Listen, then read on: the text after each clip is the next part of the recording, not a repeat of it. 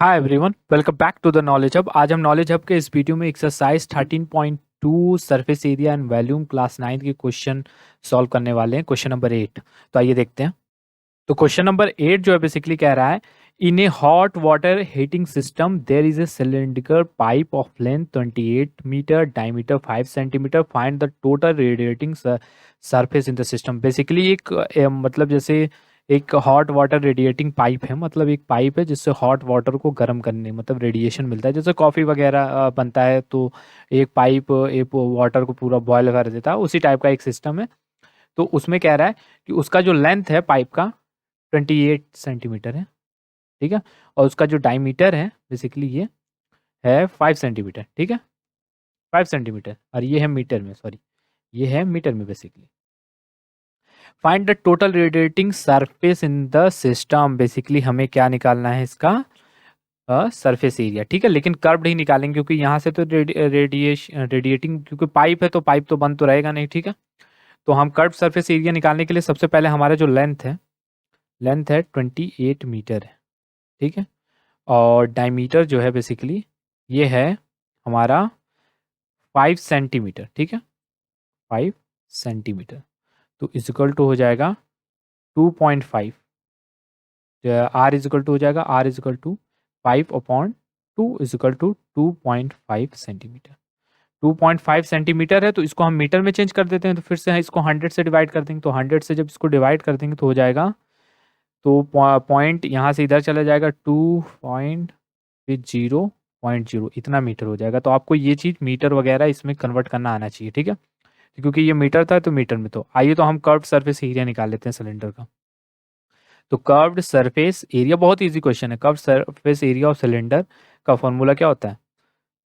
Curved surface area of cylinder cylinder cylinder का formula होता है 2πRH। तो हो गया 2 इंटू 22/7। आर जो है हमारा बेसिकली है 0.025, और इंटू हो जाएगा हमारा जो एच है, हाइट कितना है, तो ये वही लेंथ वही हाइट हो जाएगा, तो 28 हो। तो 7×4 = 28 होता है, तो ये 7×4 हो गया। अब बचा हमारे पास क्या, 2 × 22 × 0.025 × 4। जब बेसिकली आप इसको मल्टीप्लाई करके इसको जब आप सॉल्व करेंगे तो हो जाएगा 4.4 मीटर स्क्वायर। तो ये आएगा एरिया। तो हम यहाँ पे लिख देंगे the area of the radiating surface of the system equal to 4.4 metre square. That's all. तो आइए नेक्स्ट क्वेश्चन की तरफ बढ़ते हैं।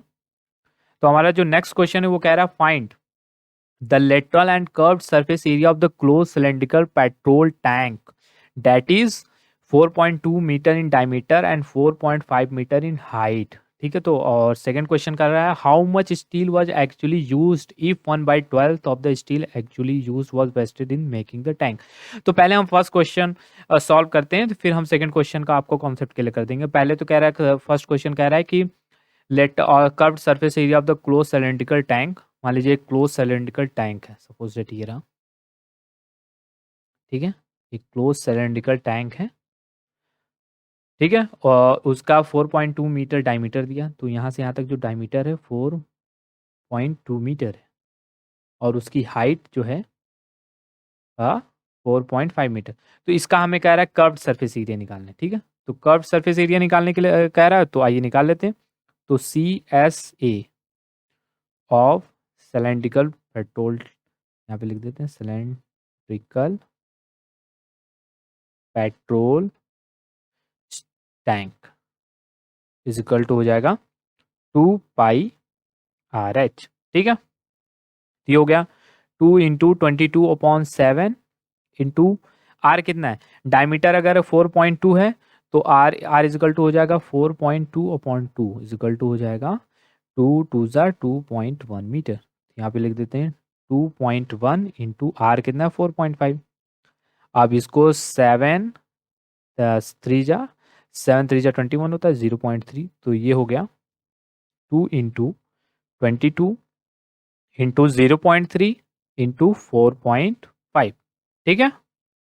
तो आप जब इसको आप मल्टीप्लाई करोगे बेसिकली इन सबको, तो ये हो जाएगा हमारा जो आंसर आएगा इधर 59.4 मीटर स्क्वायर, ठीक है। तो हमारा जो फर्स्ट क्वेश्चन है यहाँ पे देखिए, याद करिएगा ये जो टैंक है ये बेसिकली क्लोज्ड है, ठीक है, क्लोज्ड है। लेकिन हमें यहाँ कर्व्ड ही निकालने के लिए कहा था सरफेस एरिया, इसलिए हमने कर्व्ड निकाला। लेकिन हमारा जो सेकंड क्वेश्चन है कह रहा है how much steel was actually used if 1/12 of the steel actually used was wasted in making the tank, ठीक है।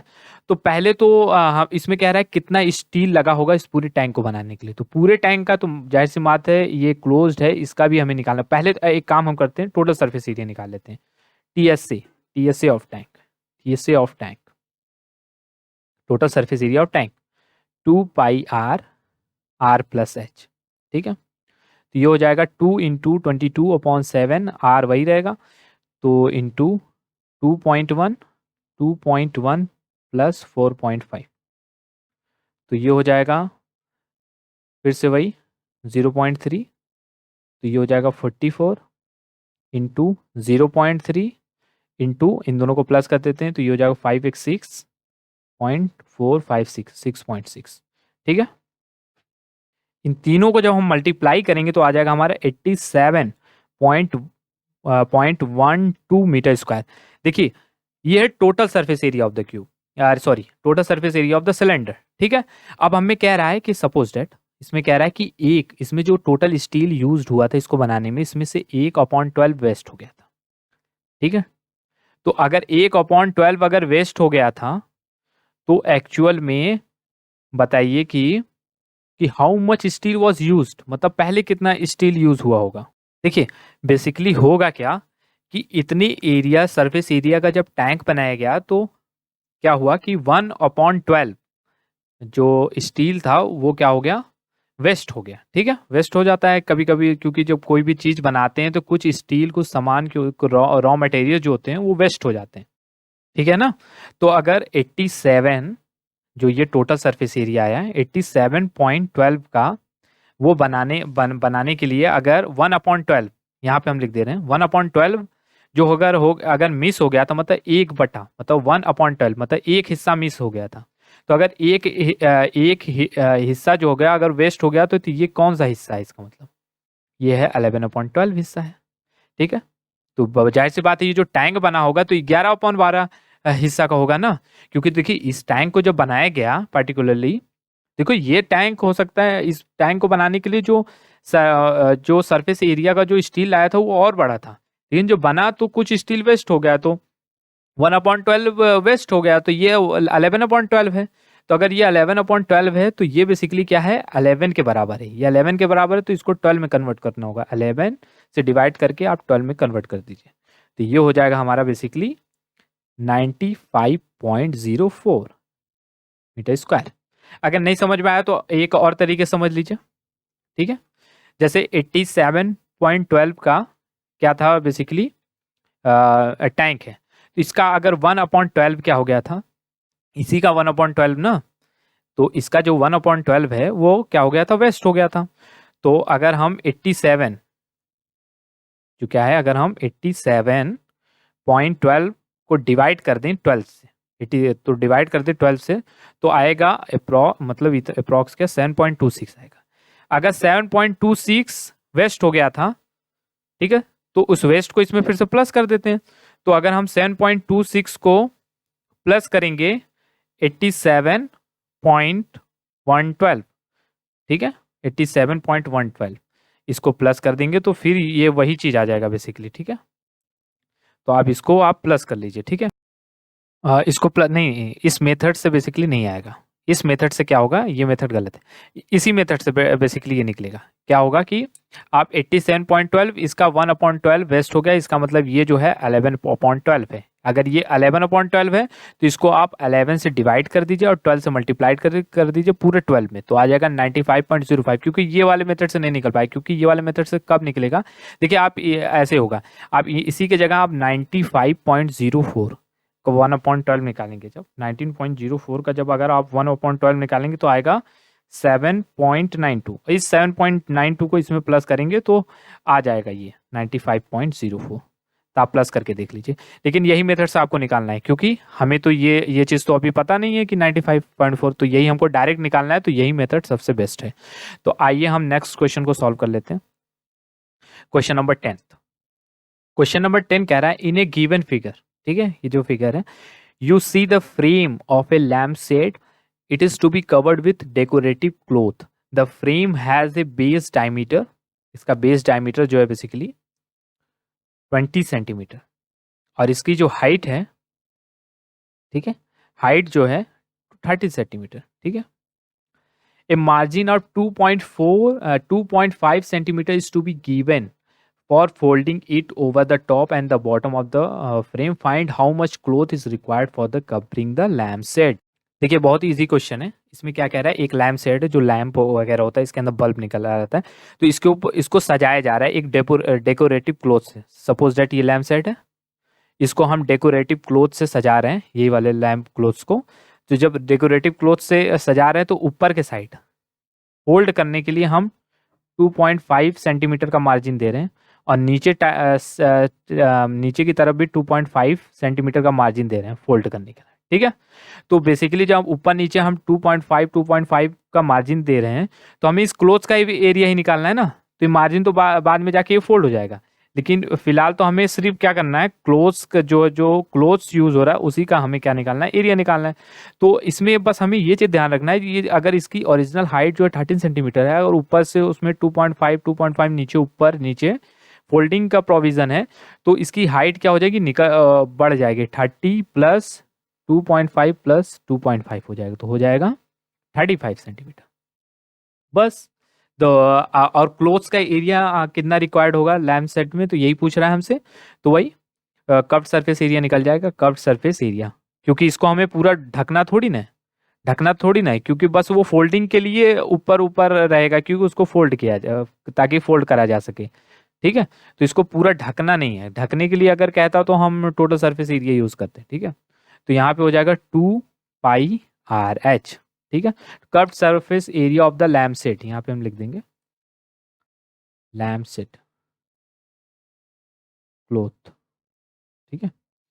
तो 2 इंटू 22/7, अब देखिए डायमीटर, यहाँ डायमीटर दिया है 20, then R is equal to क्या हो जाएगा, 20/2 इक्वल टू 10 सेंटीमीटर, तो हो जाएगा 10 इंटू हाइट हो गया 35, ठीक है।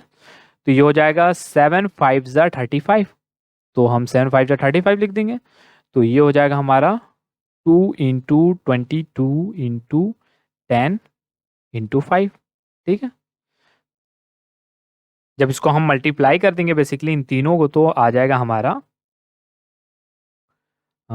2200, ठीक है, 2200 सेंटीमीटर स्क्वायर। तो हम यहाँ पे लिख देंगे hints 2200 centimetre square cloth is required for covering the lamp set, ठीक है, लैम्प सेट, दैट्स ऑल। तो आइए नेक्स्ट क्वेश्चन की तरफ बढ़ते हैं। तो ये भी बहुत ही इजी क्वेश्चन, ये बड़ा दिख रहा है, तो ये एक्चुअली टफ नहीं है, हर चमकती हुई चीज़ सोना नहीं होता, ठीक है। तो ये टफ बड़ा भले ही दिख रहा है लेकिन ये टफ नहीं है, ठीक है। इसको आइए सॉल्व कर लेते हैं। पहले हम देखते हैं क्वेश्चन क्या कह रहा है। स्टूडेंट ऑफ द विद्यालय were asked to participate in a competition for making and decorating pen holder. जो पेन होल्डर होता है ना, जैसे ऐसे टाइप का होता है कोई पेन होल्डर ऐसे, तो ऊपर ऐसे पेन खोसते हैं, उसके अंदर पेन डाल देते हैं, ठीक है। तो ऊपर से खुला होता है, नीचे उसका बेस रहता है, तो डेकोरेटिव उसको डेकोरेटिव मतलब इसमें साड़ी किनारा वगैरह टाइप का कुछ बनाएंगे स्टूडेंट लोग। तो decorative pen holder in the shape of cylinder with a base using cardboard का यूज करेंगे। Each pen was to be of radius, उसके जो ईच पेन का जो रेडियस होगा बेसिकली कितना होगा, 3 सेंटीमीटर, 3 सेंटीमीटर का रेडियस होगा, एंड जो हाइट होगा वो 10.5 सेंटीमीटर का होगा, ठीक है। द विद्यालय was to supply the competitor, जो कॉम्पिटिटर मतलब जो लड़ रहे हैं, बहुत लोग को बनाना है ना ये पेन वाला निब, मतलब रखने के लिए। तो कॉम्पिटिटर को जो दुनिया में कॉम्पिटिटर जितने लोग पार्टिसिपेट कर रहे हैं उनको कार्डबोर्ड जो है विद्यालय सप्लाई करेगी। इफ देयर वर 35 कॉम्पिटिटर, अगर वहाँ पे 35 कॉम्पिटिटर थे तो how much cardboard was required to be bought for the competitor, तो कितनी कार्डबोर्ड की जरूरत पड़ेगी। जाहिर सी बात है उतने ही कार्डबोर्ड की जरूरत पड़ेगी। जो अगर एक कार्डबोर्ड का अगर हम एरिया निकाल लेते हैं, एक कार्डबोर्ड का एरिया निकाल लेते हैं तो उसमें 35 को मल्टीप्लाई कर देंगे तो इतना ही कार्डबोर्ड का एरिया जरूरत पड़ेगी। ठीक है, तो बहुत ईजी क्वेश्चन है, तो आइए निकाल लेते हैं। अब देखिए पेन होल्डर में आपको एक चीज का डाउट नहीं होना चाहिए। अगर पेन होल्डर है, हम बड़ा बना देते हैं, ठीक है, पेन होल्डर है तो ऊपर से खुला होता है और नीचे से क्या होता है, वो ढका होता है। तो अगर इसका रेडियस 3 सेंटीमीटर है तो पहले हम एक पेन होल्डर का बेसिकली क्या करेंगे, एरिया निकालेंगे, तभी तो हमें पता चलेगा। 35 लोग लड़ रहे हैं तो 35 पेन होल्डर का एरिया क्या होगा होगा और उतना ही कार्डबोर्ड की जरूरत पड़ेगी। तो ठीक है, हम निकाल लेते हैं surface area. Surface area of इसका पेन होल्डर। तो पेन होल्डर, देखिए एक चीज हमने आपको पहले स्टार्टिंग बताया कि इसका बेस है, तो हम 2 पाई आर एच सिलेंडर का फॉर्मूला लगाते हैं, प्लस एक बेस और है तो पाई आर स्क्वायर ऐड करेंगे। ठीक है, ठीक है, तो यहाँ पे लगा देते हैं 2 × 22/7 इंटू आर है 3 और एच है 10.5, ये हो गया अलग। और यहाँ पे 22/7 आर है 3 और एच है 10.5। ठीक, ठीक, तो ये इसको कट कर देगा, 7 1 जा और 7 5 जा 35। ठीक है, तो यहाँ पे हो जाएगा 2 × 22 × 3 × 1.5। तो सेम चीज यहाँ पे भी होगा। ठीक है, तो 22 × 3 × 1.5। ठीक है, देखिए यहाँ पे एक माइनर सा मिस्टेक हो गया। आप क्या करा जाए, इंसान ही इंसान से मिस्टेक हो जाता है। तो यहाँ पे जो सर्किल का फॉर्मूला होता है पाई आर स्क्वायर होता है ना, एच कहाँ से होता है, तो एच हटा दो यहाँ से, तो एच बेसिकली हटा दो, तो यहाँ पे ये 7 हो जाएगा और यहाँ पे 3 × 3 होगा। ठीक है, यहाँ पे ये चीज़ ना होके 3 होगा। ठीक है, यहाँ पे 3 होगा, तो हम फिर से यहाँ पे लिख देते हैं। देखिए 2 × 22 × 3 × 1.5। ठीक है, तो यहाँ पे जो प्लस होगा यहाँ पे हो जाएगा 22/7 × 3 × 3। ठीक है, तो ये बेसिकली ये सब रॉन्ग है। ठीक है, ये हो जाएगा 3 × 3। ठीक है, अब देखिए, अब इन तीनों को आप जब मल्टीप्लाई करोगे तो ये हो जाएगा बेसिकली 198। ठीक है, ये 198 होगा और फिर आप ये जो 22 है इंटू 3 है, इन तीनों को जब आप मल्टीप्लाई करोगे 22 × 3 × 3 तो मल्टीप्लाई करोगे तो ये हो जाएगा। तो इसको भी तीनों को मल्टीप्लाई करने में 198 आएगा, लेकिन इसको जब 7 से आप डिवाइड कर दोगे तो हो जाएगा 28.285। ठीक है, अब इन दोनों को हमें प्लस करना होगा, तो 198 और 28.285 को आप जब प्लस तो हो जाएगा 226.285। ठीक है, इतना हो जाएगा बेसिकली एक कार्डबोर्ड का एरिया। तो फिर हम यहाँ पे लिख लेंगे। ठीक है, area of sheet required, cardboard required, area of cardboard required is equal to 226.285 में हमको मल्टीप्लाई करना होगा बेसिकली किसका, 35 का। जब 35 का मल्टीप्लाई करोगे तो ये आ जाएगा 7919.975, मीन्स अप्रॉक्स हो जाएगा हमारा जो रिजल्ट होगा, अप्रॉक्स हो जाएगा 7920 सेंटीमीटर स्क्वायर, ये हो जाएगा अप्रॉक्स में। ठीक है, दैट्स ऑल, बहुत इजी क्वेश्चन था। ये माइनर सा मिस्टेक हो गया, आप देख लीजिएगा, क्योंकि सर्किल का जो एरिया का फॉर्मूला होता है पाई आर स्क्वायर, उसमें एच की जरूरत ही नहीं क्योंकि वो सर्किल है, तो पाई आर स्क्वायर होता है। तो अब हमने आपको बता दिया, क्योंकि यहाँ पे क्यों हम सर्किल का एरिया इंक्लूड कर रहे हैं। तो आपको आई होप करते हैं कि आपको सारा कन्फ्यूजन इससे रिलेटेड दूर हो गया। तो यहीं पे हमारे ये एक्सरसाइज खत्म होता है, तो मिलते हैं नेक्स्ट वीडियो में नेक्स्ट एक्सरसाइज के साथ। तब तक के लिए जय हिंद।